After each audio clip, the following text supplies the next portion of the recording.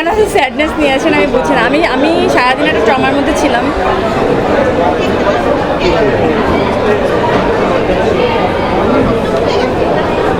মানে আমার অনেক প্যানিক লাগছিল যে আমি এমনিতে প্যানিক এটা খুবই, কিন্তু আমার সাথে মনে হচ্ছিল যে জীবন এতটা অনিশ্চিত।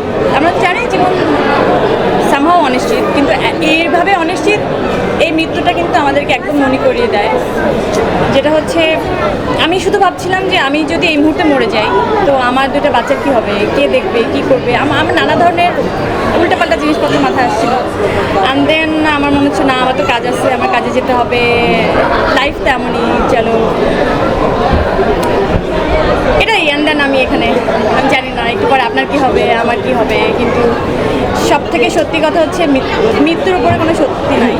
আমার মনে হয় এটা সব থেকে বেশি সত্যি।